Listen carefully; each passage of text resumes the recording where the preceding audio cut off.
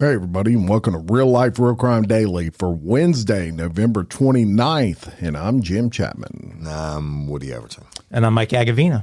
Wind down Wednesday? Wind down? Is that something? Wind up Wednesday. Maybe. I don't know. I think every day is wind down Wednesday in my house. Has the Christmas decorating started at your house yet? Not for me. Actually, I'm sure it's already done, but I'm not looking at it, and I didn't participate.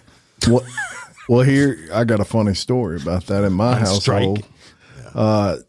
My neighbors, so, the last couple of years, we've been so busy, we throw out some reindeers maybe in the front yard and string a light around, one of the posts. Right. Well, my neighbors decided they were going to light it up like Fifth Avenue in New York at my house. And so the competitive side of me is like, yeah, I need to get some lights this year. I think I'm gonna pull a Clark Griswold. Yeah, I used to do all that. I don't do it anymore.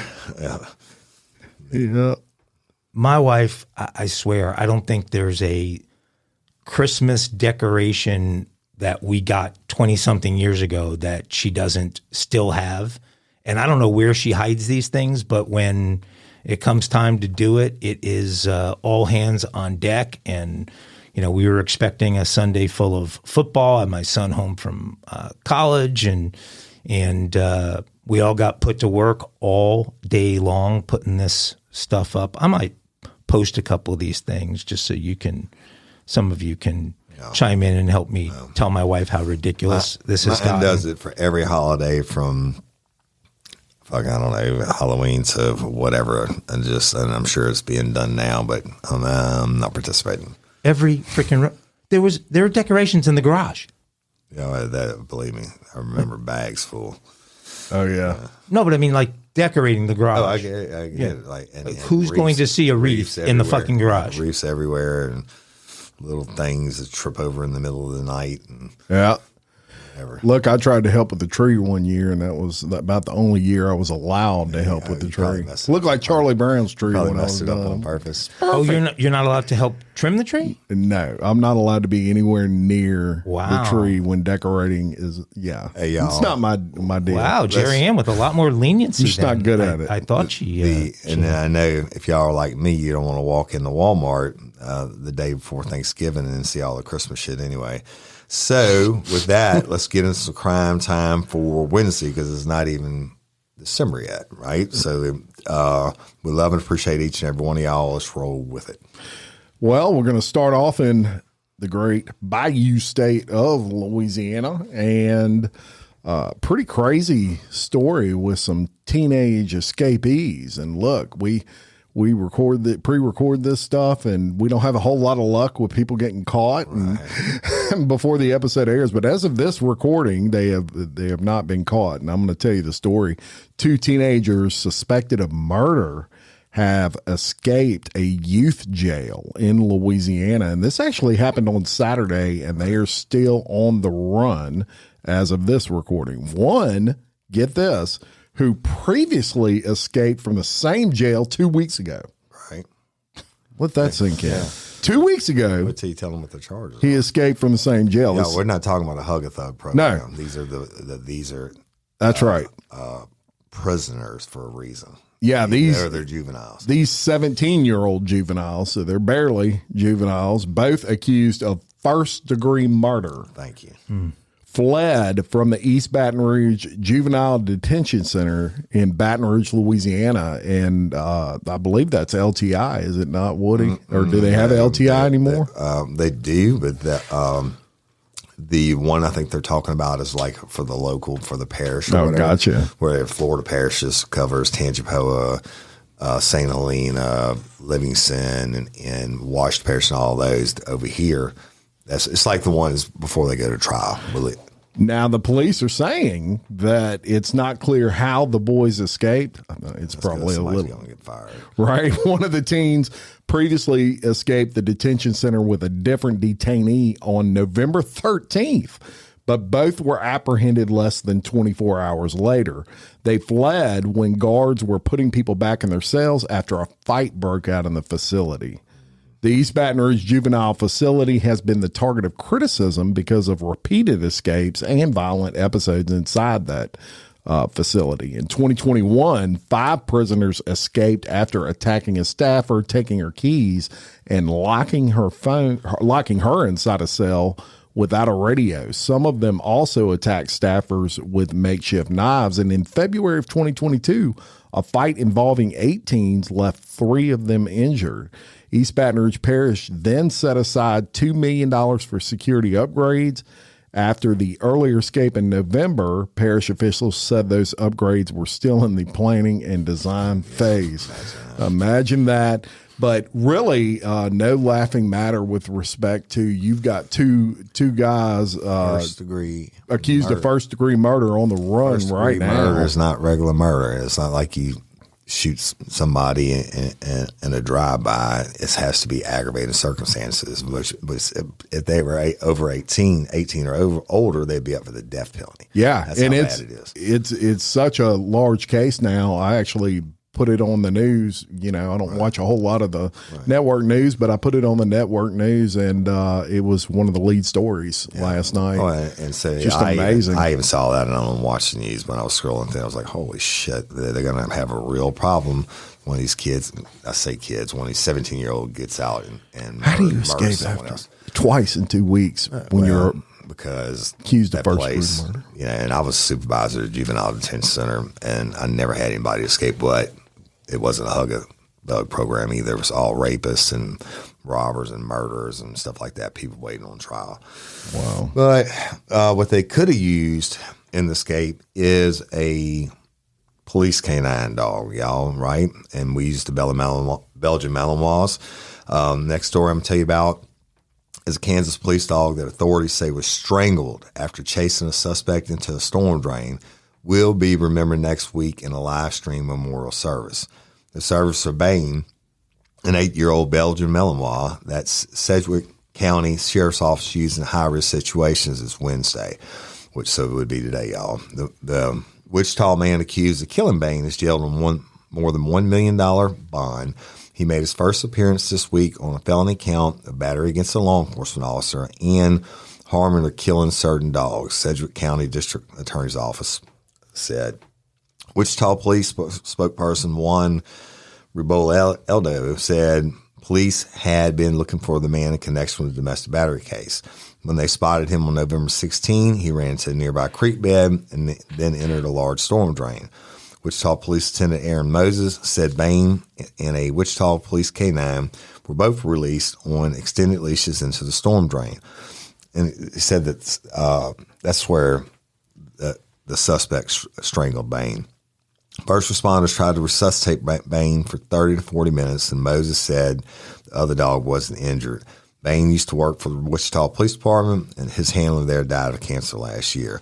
It's really sad, y'all, and I've had canines die on the duty, and I've actually given mouth-to-mouth to a canine, and I just, it's sad. I wish that hopefully they, in Kansas, I got a good doctor friend there can let me know, but hopefully they have somewhere to send them like Louisiana Pet Crematory, the Broussard with Roy and the two Christians would take great care of them like they did your dog, Jim. Yeah, no doubt about it, and have beautiful urns, I guess you would call them, coffer cases.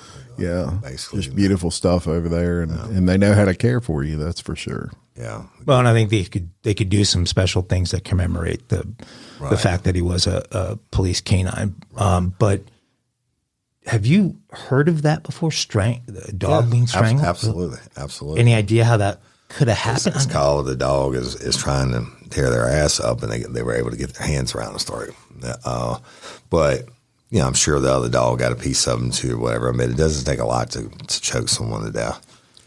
Dogs get choked all the time with collars. Well, and it said in the story that they sent them in with extended leash, so they don't run free.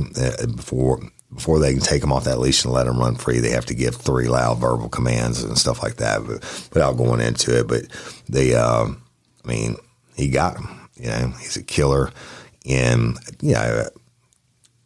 I just hope they can memorialize them like Louisiana Pet Crematory would. Yeah, that's not a commercial. I mean that it's for real. Well, we'll reach out to Kristen and make sure that they're listening this morning and heard this story, and maybe they can reach out to those folks. But it's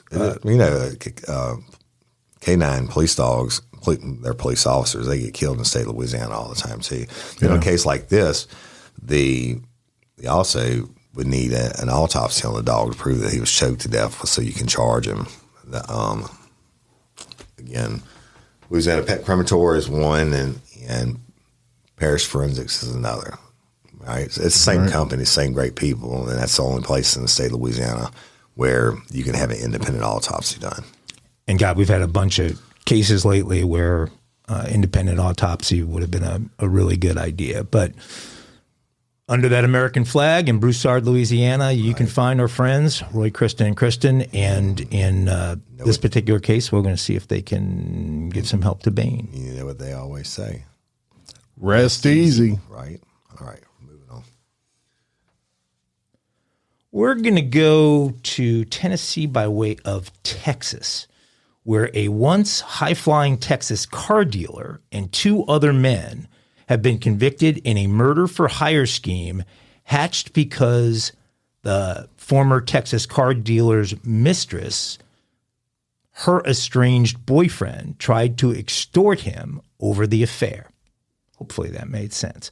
A federal jury found Eric Mond, age 48, of Austin, a former partner in the lucrative Mond Automotive Group that his grandfather had founded, guilty of murder for hire with death resulting after a 2-week trial that just wrapped up in Middle Tennessee.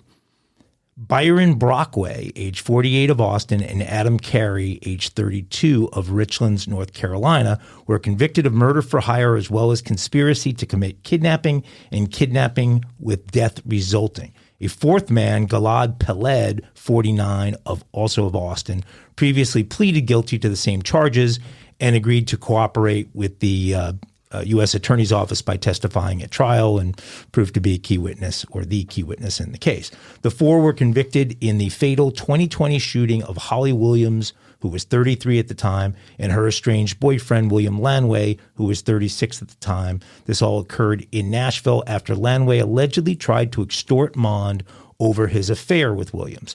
According to prosecutors, Mond, who was married at the time, had previously had an affair with Williams. She lived in Nashville. He would sometimes travel to Nashville to visit a relative.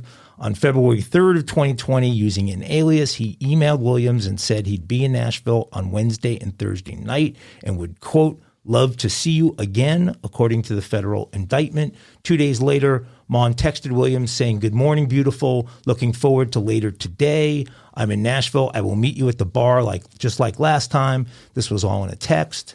But on March 1st, 2020, when Mond received a series of text messages from Lanway, who had a personal romantic relationship with Williams, Lanway demanded money from Mond and threatened to expose his relationship with Williams if he did not receive it. Mond then hired Peled to respond to the extortion attempt. Peled, in turn, hired Brockway and Carey to go to Nashville to investigate Lanway and Williams. Peled testified at trial that when Lanway's efforts to extort Mond persisted, Mond agreed to pay Brockway and Carey $100,000 each to murder Lanway and Williams. The evidence showed that Mond wired Peled, who acted as the middleman for the scheme, $150,000 on March 12th of 2020, the day that the murders occurred. On the same day, Brockway and Carey kidnapped Williams and Lanway from outside Williams' apartment complex in West Nashville and drove them to a nearby construction site, and that's where they were murdered. The bodies were found the next day. Over the course of the next year, Mond wired an additional $900,000 cash as payments for the scheme to Peled, and he withdrew that cash to pay Brockway and Carey their share for their roles. Those who devalue life need to know that when you break the law, you will be brought to justice. Special agent in charge, Douglas D. Podesta of the FBI's Memphis field office, said in a statement, this conviction should send a clear message that the FBI and our law enforcement partners are dedicated to keeping our citizens safe, and nothing will stop us from accomplishing that mission. Brockway, Mound, and Carey face mandatory life sentences. They'll be sentenced in a separate hearing sometime in early 24. Pallard received a reduced sentence because of his cooperation, but over $1 million. And you got caught. Hey, ladies, are you feeling overwhelmed by hormonal changes? Well, you're definitely not alone. There are more than 1,000 hormone disruptors living in our environment right now. It's in your food, your water, the air you breathe, the clothes you wear, your skincare products. They all mess with your hormones. Then there's the natural hormone changes your body goes through, premenopause, menopause. And while it's a natural process, it doesn't mean you have to suffer through it. The good news is you don't have to suffer through it anymore, because now you have Hormone Harmony, a formula made only with herbal ingredients that are shown to reduce hormonal symptoms in women of all ages. Hormone Harmony is not just a hormone support and supplement. It's become a phenomenon. Women can't stop talking about it on social media. A bottle of Hormone Harmony is sold every 24 seconds. And the biggest benefit? Well, my wife says it makes her feel like her own self again. And that's what women mention over and over in the reviews. And there are over 30,000 reviews for Hormone Harmony. And for a limited time, you can get 15% off your entire first order at happymammoth.com. Just use code RLRC at checkout. That's happymammoth.com and use code RLRC for 15% off today. That's happymammoth.com and use code RLRC. Spark something uncommon this holiday with just the right gift from Uncommon Goods. The busy holiday season is here, and Uncommon Goods makes it less stressful with incredible hand-picked gifts for everyone on your list, all in one spot. Gifts to spark joy, wonder, delight, and that's exactly what I wanted feeling. Hey, y'all, I ordered a super cool piece. It's a candle with a sculpture of LSU's Tiger Stadium on top of it. And each officially licensed laser cut wooden replica features up to 4 layers of detail, creating a bird's eye view of a specific football field, seating section, and more. And every label includes your stadium's name, the team's logo, and school location. And it has a coconut, soy, vegan wax infused with sandalwood smell that creates tailgates and touchdown scent profile, reminiscent of game day. It's invigorating like fresh cut grass and nostalgic like smoke from a pre-game grill, and calming like the crisp autumn air of a new semester on campus. Y'all, I love it. I have it at the base of my TV, and I'm ready to watch the Tigers play on Saturday night, right? Uncommon Goods. Look, when you shop at Uncommon Goods, you're supporting artists and small independent businesses. And many of their handcrafted products are made in small batches. So shop now before they sell out this holiday season. Uncommon Goods looks for products that are high quality, unique, and often handmade or made in the U.S. They have the most meaningful, out of the ordinary gifts anywhere. They even have gifts you can personalize. From holiday hosts and hostess gift to the coolest finds for kids, to hits for everyone from the book lovers to diehard sports fans. Uncommon Goods has something for everyone, not the same old selections you can just find anywhere. And with every purchase you make at Uncommon Goods, they give $1 to a nonprofit partner of your choice. They've donated more than $3 million to date. So to get 15% off your next gift, go to uncommongoods.com/RLRC. That's uncommongoods.com/RLRC for 15% off. Don't miss out on this limited time offer. Uncommon Goods, we're all out of the ordinary. We're going to New York. Going to New York to talk about fake goods and the largest ever seizure of counterfeit goods in United States history. Really? Just happened. Do you know what state has more severe penalties for counterfeit goods than any other state in the union?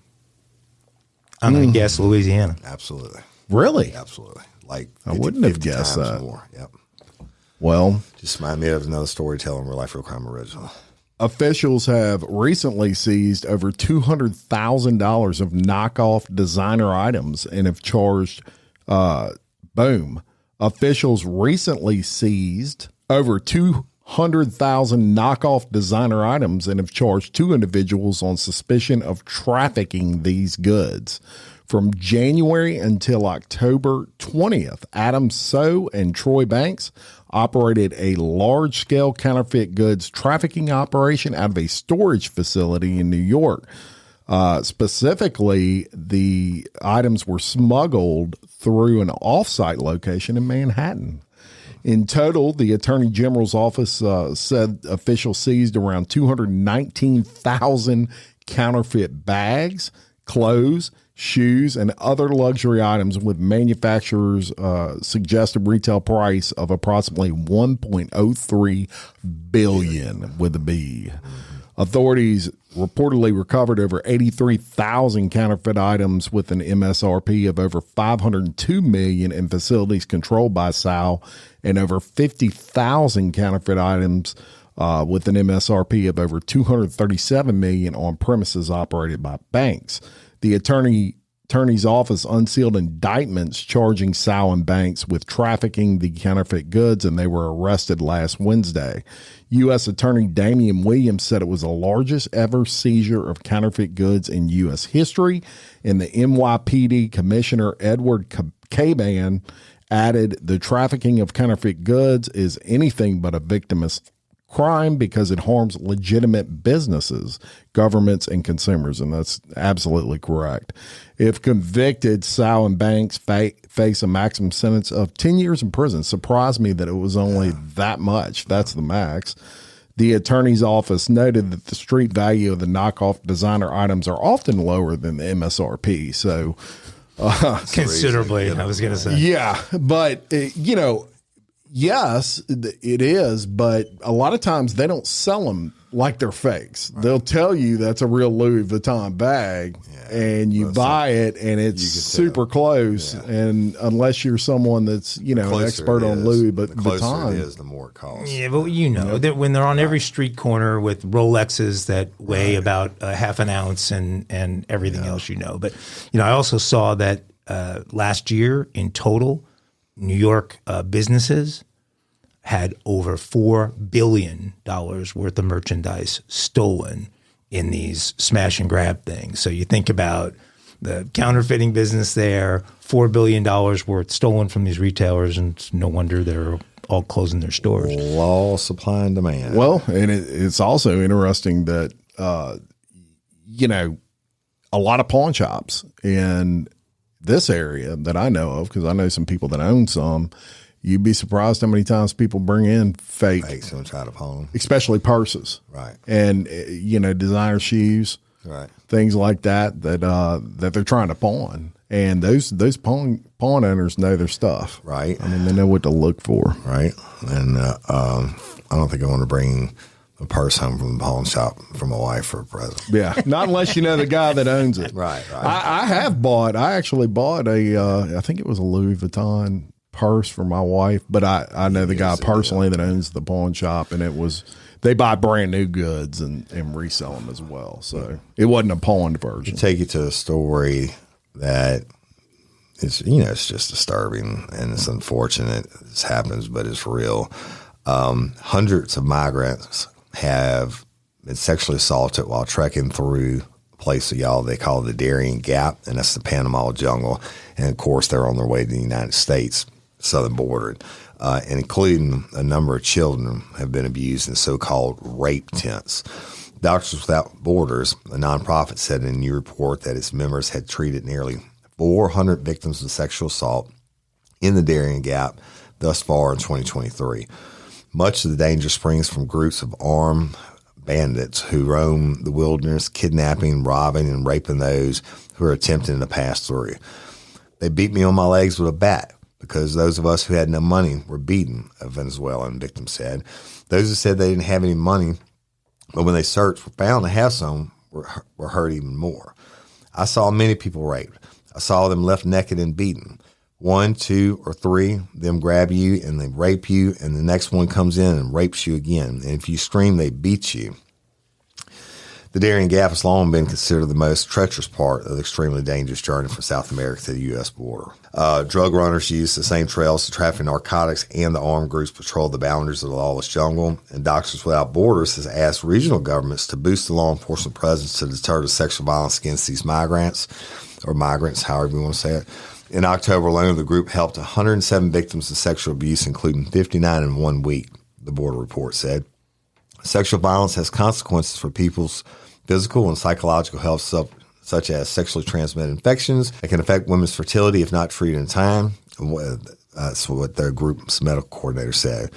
And y'all can naturally expose them to HIV infection, can cause physical trauma, unwanted pregnancies, depression, anxiety, etc. The men who try to help the victimized women are often punished accordingly. Some young men were also beaten and thrown onto the ground for trying to defend the women, said one Venezuelan woman. They killed a boy in front of us with a shot to the forehead. They say it's their land, that you have to respect it, and whoever passes through it must pay, she continued. And if you pay or don't pay, they do it anyway. They'll abuse whoever they want. They have even raped men. The rape tents are set up for that purpose, the group said. Some victims are children, and the organization said it recently helped 3 rape victims who were just 11, 12, and 16 years old. And oftentimes these crimes go unreported because victims don't want anything to slow their journey and fear the authority. They fear the authorities in the countries they're crossing. So it's just people taking advantage of it in the Darien Gap, raping and murdering, and no law. So, right. And we see so much of this just from the Mexican border crossing the Rio Grande or however they're getting into the U.S., but the majority of the time we have no idea what's been endured prior to that, and with people coming from Guatemala, Colombia, some parts of South America. I mean, these journeys and what they go through, you know, conditions where they're from have to be pretty damn bad for them to endure that, right, and then keep going. So, where is that geographically? The Darien Gap is in Panama. It's Panama. Okay. Well, let's go to Palm Beach County, Florida for kind of a strange one. Palm Beach County is making commercial worm composting illegal. I saw this crazy. Saying it owns the rights to residents' trash. Mel Carici originally founded her worm farm and community composting business, which is called Let It Rot, in partnership with the Palm Beach County Food Bank back in 2015. The concept was simple: to reduce food waste. Carici would feed the food bank's expired donations to her worms. So if food collected by the food bank was about to expire or just expired, she would get it from them and she would feed it to the worms. The worm droppings, which are known as castings, by the way, would create fertile soil, which could be utilized as an eco-friendly fertilizer. This is known as vermicomposting. Eventually, Carici started serving local residents who could opt into her program. Carici would pick up the waste at her customers' properties. That all recently has come to a halt because she received a phone call from the county's Solid Waste Authority telling her that what she was doing was illegal. She was subsequently forced to close down operations. She explained to the Palm Beach Daily News, quote, "Whether or not it's on the curb or in your house, if it's trash, it's the property of the Solid Waste Authority." The county told Carici that it burns the county's organic waste to generate electricity used to power 88,000 local homes. Apparently, my little composting operation could affect the county's ability to do that, Carici said. I don't really have a business anymore. Why are these vermicomposting regulations concerning? Palm Beach County incinerates its collective waste. This type of waste management causes air pollution and releases toxic gases. Meanwhile, one of the safest methods for managing organic waste is vermicomposting. The result, highly fertile worm poop, offers an alternative to conventional fertilizers and pesticides, which can contaminate water and soil. The impact of fertilizers is often long-term, and cumulative exposure to fertilizers can cause any number of health risks in adults and kids. What can I do to help with these vermicomposting regulations? Carici launched a change.org petition, which you can sign to ask the county to reconsider its policy. You can also practice vermicomposting in your backyard if you live in Palm Beach County. The Colonel West Waste Management Institute also has some tips to get you started. Hopefully, Karichi's going to get some support with her change.org petition. This seems rather silly, Palm Beach. It's absolutely crazy. It really is. And, composting is a common thing around here. I do it for my garden. Yeah, some of the best, fertilizer you can have. And in some cases, I know a lot of people that do composting at the digger camps and stuff like that. Yeah. So, crazy story. It sounds like that county got too much time on their hands and not enough crime. Yeah, Pinellas should annex. Well, they're not exactly next That's to your each only other, problem. Yeah. Wow. Maybe Grady Judd can get over there and help them out with something. Well, we're going to go to Omaha, Nebraska, and give you a little more serious story here.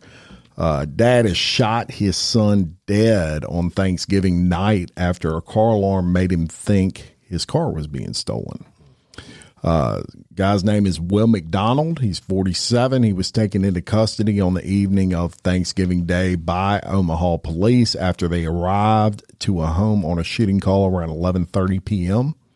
Cops found McDonald's son, Kendrick, who was 10, with a gunshot wound and rushed him to a nearby hospital. Omaha Police Captain Jeremy Christensen later confirmed the boy died from the injuries. Tragic is one word. It's extremely tragic, Christensen said. McDonald was arrested on charges of criminal homicide, use of a weapon, and possession of a firearm by a prohibited person. He was taken into custody and booked for those charges. And detectives noted the investigation remains ongoing as to exactly what happened that caused the family to lose two members in one evening. Christensen explained that as of now, cops believe McDonald may have suspected a thief was attempting to steal his car. As the alarm was going off when officers arrived at the scene, it was then instead Kendrick leading his father to accidentally fire at him. We don't really know exactly what transpired at this point. Christensen said it appears that at the scene there was a car alarm going off. The captain noted that the father was jailed for killing his son on a holiday, and that is heartbreaking. Anytime anyone is killed, this is extremely tragic. The investigation into what happens remains ongoing. So I'm gonna tell you a quick little story in a kind of a side note, but how easy this stuff can happen. I set my alarm one night at my house and went to sleep, but I forgot to turn off the motion detector. So about 3 o'clock in the morning, my alarm, or no, it wasn't that late. It's probably about midnight. My alarm goes off in my house. Only one reason the alarm's going off in my mind, and that's my door's been kicked in. Grab my gun, go down the hallway, and there's a figure in my kitchen. Now, I had the wherewithal and the sense to focus in on that figure. It was my son. Okay, so I forgot to turn the motion detector off. He got up to get a drink of water in the middle of the night and set the alarm off. But it can happen real easy if you're not real careful. You just never point anything you don't intend to kill. That's right. And this was a 10 or 11-year-old son? This is a 10-year-old son. Who must have been trying to get in the car to get something out of the car at 11:30 at night? It's possible. I don't know. I just don't know how the guy doesn't see. I don't know. Well, I don't, and I'm not throwing blame on the father. Obviously, I mean, from all, it appears to be just a horrific accident. Yeah. And if that's the case, he's got to live with it forever. Yeah, but I'm sure he feels horrible. He still pulled the trigger. I mean, that's crazy. That's right. Right. Well, y'all know we have a bunch of Canucks that love us, and I'm going to go to Canada, and where the town is on edge after 3 friends have mysteriously vanished.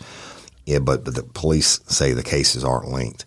Lawrence Bertram, 43, Robbie Thompson, 34, and Steve Tate, 34, have disappeared in the past 14 months from Smith Falls, Ontario. And residents are uneasy because no arrests have been made. One says, I lived in this town since I was 5 for 42 years. This is the first time I'm not comfortable. I will not leave my house now, they told the news. Police haven't said anything, so another resident, but which rumors do you believe? Rumors aren't facts.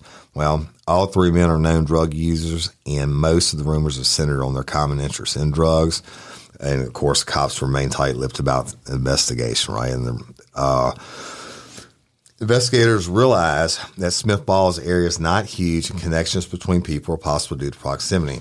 While we cannot speculate on any potential direct connection that could exist, these individuals have some common interests and may have shared mutual connections. Bertram was last seen on September 30th last year, and he's gone missing now for more than 14 months. In October, the Ontario police said in a press release that investigators have received an abundance of secondhand information regarding Bertram's disappearance, but they believe someone has key information about his activities on the night he disappeared or in the days before. Linda Young, Bertram's mother, delivered a similar message in a video appeal released by police.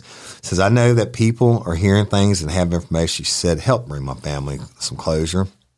So Thompson, y'all, disappeared on October 12th and 18th. His friends describe him as a gentle giant, according to the news. Investigators are asking anyone potential relevant information like doorbell cameras or anything else to contact them. The mystery surrounding the 2 unexplained missing cases deepened when Steve Tate, believed to be a friend of Bertram and Thompson, went missing on November 4th. His body was later found along a rural stretch of highway around 4 miles from where he was last seen alive in Smith Falls.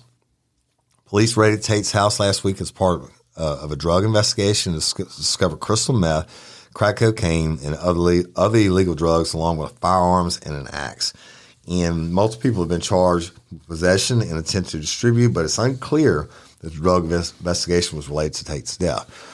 The missing cases of Bertram and Thompson are still open, and no arrests have been made as of Thursday evening.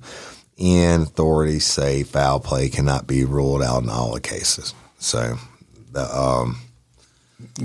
cannot be ruled out. Right. I mean, a small town like that, and 3 of them disappear all in the same lifestyle. I mean, yeah, initially you'd think that, they all kind of ran away together, but and they're like a year and a half with that apart. lifestyle, yeah. But they were all pretty much the same age. Yeah.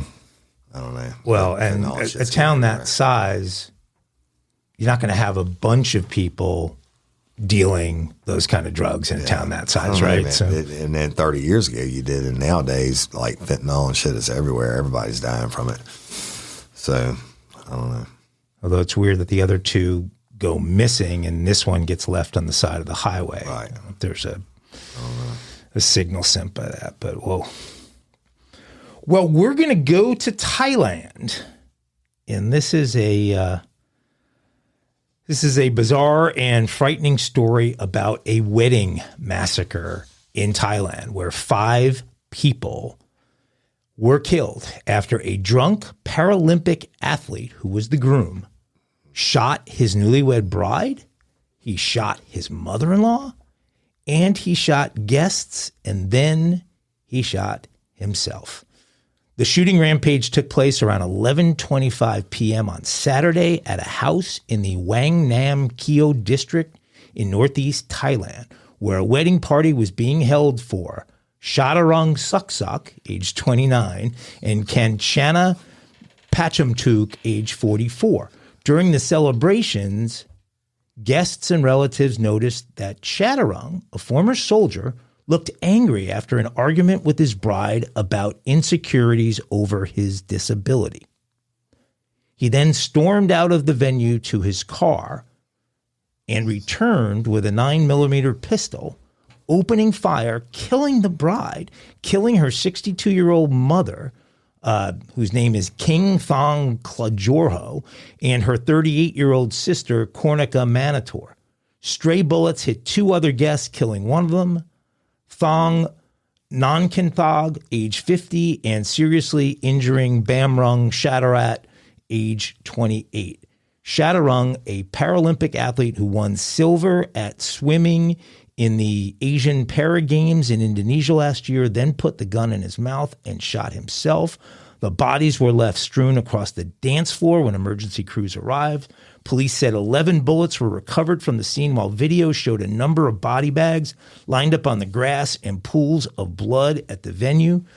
While an exact motive is yet to be determined, witnesses told local media that the argument was sparked by Chaturung's insecurity over his disability. The guests allegedly said Chaturung, who was quite intoxicated at the time, got angry because he feared his new wife might leave him for other men.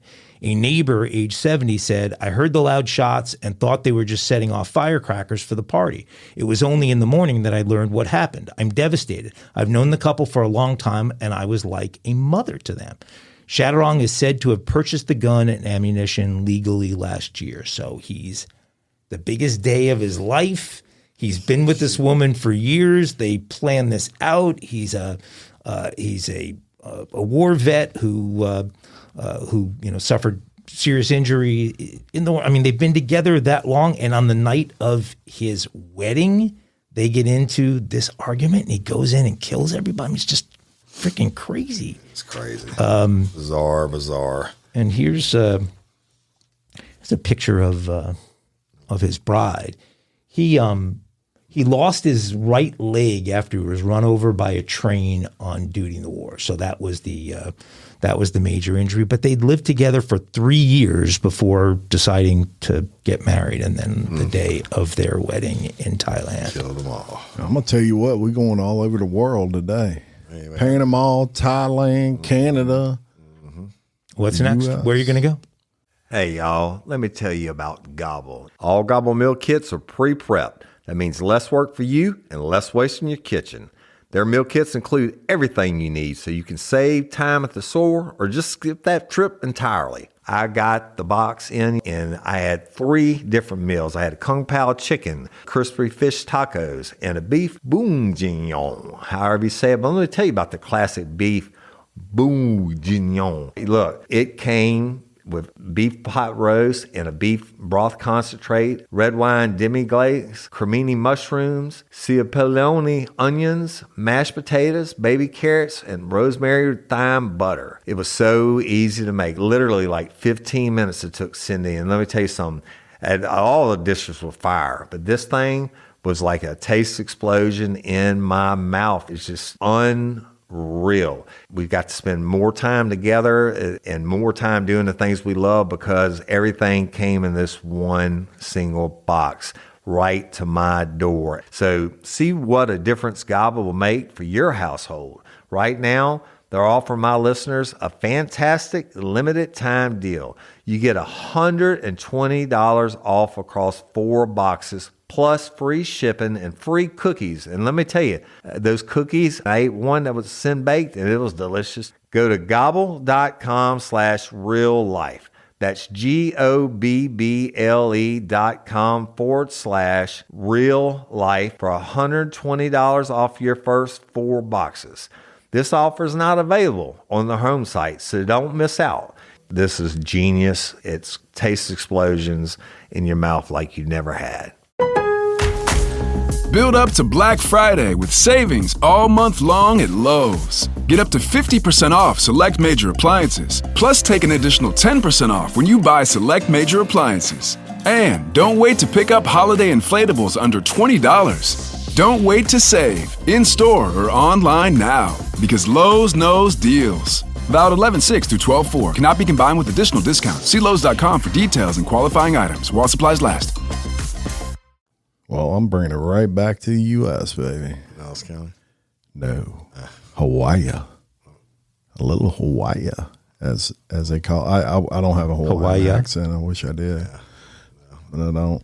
Do they have accents in Hawaii? McGarrett doesn't. McGarrett's actually Australian, pretending to be American. Oh, there you go. Well, y'all have heard of overshooting runways with planes, right. And I guess we better do our sound before we do it, though.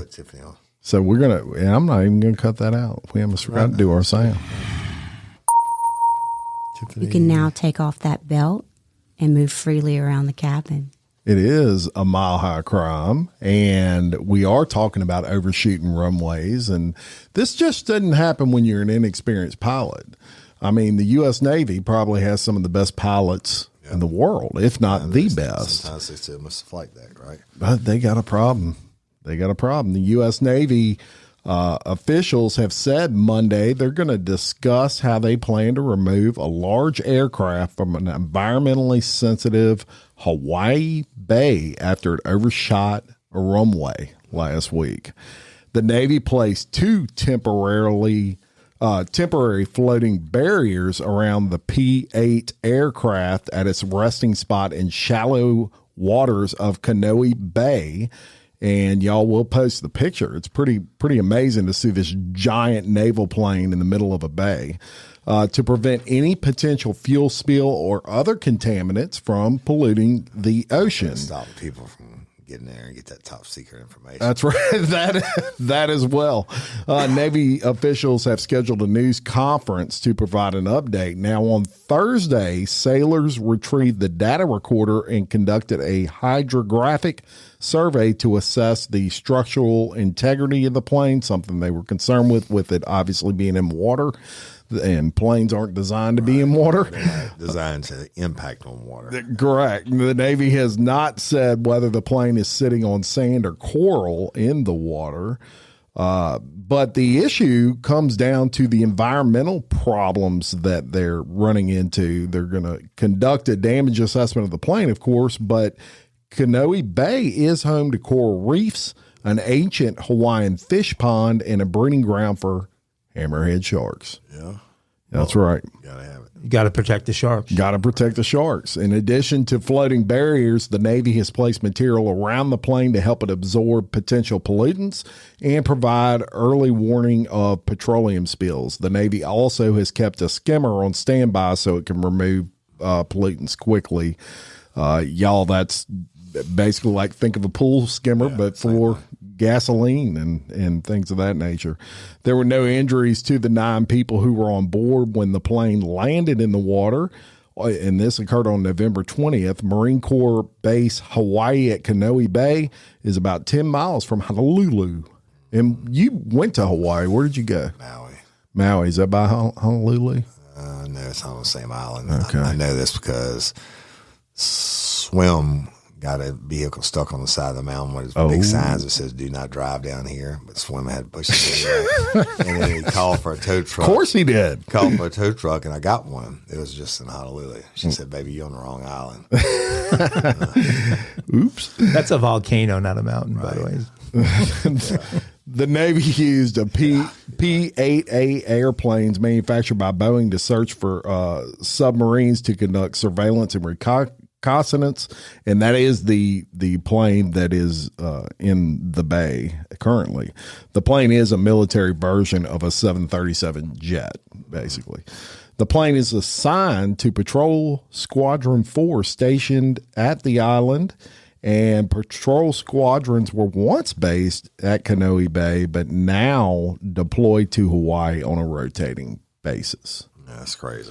But So, yeah, they got a mess. They got teams that are designed just for that, plane crashes or ship crashes where they can soak up contaminants. But more importantly, they're protecting that information that's on the plane so they can. And they've got teams that do nothing. What's your job in the military? Recover busted up shit. Yeah. Planes or ships. Imagine what they had to do in Pearl Harbor, because most of it is still on the bottom. Well, you have the memorial there that sits above, and you can see USS Arizona. the Arizona. Right. And the oil still comes to the top to this day. But you've got some Japanese planes that were hit that went down. A lot of zeros. Tons of them. You've got other ships that went down, they never picked up. It's just a mess. Hey, shout out to all the people in Maui who are still recovering from this horrible fire. It's crazy, y'all. I was there in those places that all burn up. But we're no stranger to natural disasters. Well, that is our mile-high crime for today. Oh, and incidentally, before we do the outro on that, back in World War II, one of the most common things was overshooting the runways on aircraft carriers. Happened all the time. Still is. Yeah. You don't want to miss the aircraft carrier. Going right in the You water. can now take off that belt Jump back up. and move freely around the cabin. Yeah. Hump day? A hump day? Dang, kinky crime. Kinky crime? And guess what, y'all? Yes. We're going right back to the Navy again. Love it. Really? So Navy, A double deuce of the right? Navy. And one of our other places, I'm still waiting on Ago to give me his login for. A Navy lieutenant has been caught shooting X-rated videos with her leading seaman boyfriend at a top secret, right? No pun intended. Seaman boyfriend at a top secret nuclear submarine base. Oh, there you go. Furious bosses have launched an investigation over the porn to order videos, which Lieutenant Jenkins sells on OnlyFans. She regularly posts explicit footage with her lover, Seaman Liam Dodgington, also based on the nuclear sub. There are even fears that the couple could be blackmailed by foreign agents. Lieutenant Jenkins has commanded a team of sailors on the sub and is responsible for the $1 billion vessel's high-tech outer casing of sound-damping tiles. And she's also responsible for Tomahawk cruise missiles and embarking special forces at sea and covert insertions. A Navy source said the commanders can't believe it. There could be all kinds of security risks involved. Lieutenant Jenkins is thought to have been cleared through a rigorous vetting process to get her role, including a gorilla in her sex life. However, she is known secretly as the kinky Callie Taylor. Wait, what is that with a K or a C? C-A-L-L-Y. As a kinky Callie Taylor, inviting people to pay her to act out their sexual fantasies. In her profile on OnlyFans, she writes, "I'm 29 and working that 9-to-5 life. I love to be naughty and stay colorful. My naughty side can sometimes get me into trouble, but that feeling of excitement we can get from doing this just makes me so hot and bothered." Oh, my. She confessed to the top brass when she was confronted last week. However, she continued to post more content over the weekend. Why? They're just getting paid. That's right. The Navy source said this individual has been open and honest with her bosses. Our issue with security is, do you keep anything from us? Because then you can be open to blackmail. And an investigation underway, and they said it would be inappropriate to comment further. And we have a couple of pictures. I'm not sure if we're going to post these or not. Yeah, we'll post them on there. Why not? Interesting. Miss Callie, you bad girl. You. Callie Taylor with her seaman boyfriend. Very bad. Yeah, with her semen. Look, and all joking aside, that is a serious security Okay, she's in issue. charge of putting the SEALs out in the middle of the night and Tomahawk muscles and nuclear Freaking technology. nuclear submarine, too, Think you can man. be blackmailed? I mean, I'm sure she's making a shit ton of money and doesn't care. Yeah. Callie, bad girl.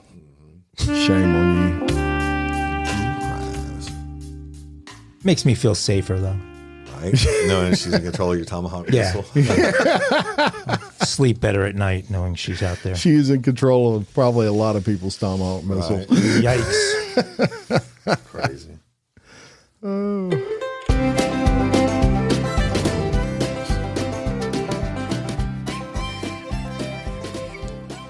Love the banjos.